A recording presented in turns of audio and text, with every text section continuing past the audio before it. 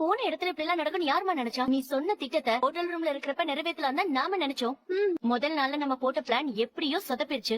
அப்படியே இருந்தாலும் மாமா காட்டுக்குள்ளே இருந்துட்டு கடைசி நாள் தானமா திரும்பியே வந்தாரு. மொத்தத்துல இந்த கொடைக்கானல் ட்ரிப்பே வேஸ்டா போச்சு. போன ட்ரிப்ல 2 நாள் தவிர மத்த நாள்லாம் நாம எங்கேயாச்சும் சுத்தி பார்த்தோமான்னு சொல்லு. சுத்தி பாக்குறதாடி இப்ப முக்கியம். இந்த சந்தர்ப்பத்தை பயன்படுத்தி உன் வாழ்க்கையவே செட்டில் பண்ணிடணும்னு நான் யோசிச்சுக்கிட்டு இருந்தேன்டி. அது நடக்காம போச்சுந்தாண்டி என் வயிறெல்லாம் எரியுது.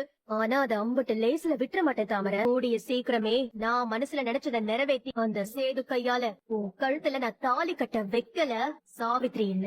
எந்த நிமிஷம் என்ன ஆகும் ஏதாகும்னு இங்க எல்லாரும் நாங்க பதறி போய் உட்காந்துருந்தோம் மாப்ள. அதுவும் நடுக்காட்டுக்குள்ள யானை கிட்ட நீங்க சிக்கிட்டீங்கன்னு தெரிஞ்சதும் எனக்கு கையும் ஓடல காலும் ஓடல மாப்ள. உடனே நம்ம பழையூர்பட்டி பெரிய மந்த கோயிலுக்கு போய் அங்க இருக்கிற அரச மரத்து பிள்ளையாருக்கு முன்னாடி போய் நின்று, பிள்ளையாரப்பா காட்டுக்குள்ள சுத்துற அந்த யானை சேதுவையும் தமிழையும் நெருங்கவே கூடாதுன்னு சொல்லி 108 தேங்காய் உடைச்சிட்டு தான் நான் வீட்டுக்கே வந்தேன் மாப்ள. நான் வீட்டுக்கு வரவும் தமிழ் நீயும் பத்திரமா காட்டை விட்டு மீண்டு வந்துட்டீங்கன்னு நேத்து நியூஸ்ல சொன்னாங்க தெரியுமா மாப்ள. அப்பதான் மாப்ள எனக்கு உசுரே வந்துச்சு. ஆமா வேற எங்க எல்லாரையும் கொடைக்கானலுக்கு வரக்கூடாதுன்னு சொல்லி உத்தரவு வேற போட்டாரு. அதனாலதான் மாப்ள நாங்க யாருமே அங்க வராம கூட இல்லன்னு வச்சுக்க.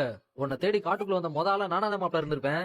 ஆனா இருந்தாலும் ஒரு பொம்பளை பிள்ளை மாப்ள, அதுவும் கர்ப்பவதியா இருக்கிற பிள்ளை, காட்டுக்கு பயப்படாம காட்டுல இருக்கிற மிருகம் எதுக்குமே பயப்படாம என் புருஷனை நான் போய் கூட்டிட்டு வரேன்னு உன்னை தேடி அங்க வந்திருக்கானா மாப்ள. தமிழ்ச்செல்வி உன் மேல எம்பிட்டு பாசம் வச்சிருக்குன்னு கொஞ்சம் யோசிச்சு பாரியா மாப்ள. மாப்ள இந்த புராணத்துல கூட சத்தியவான் சாவித்திரின்னு சொல்லுவாங்க பாத்திருக்கியா?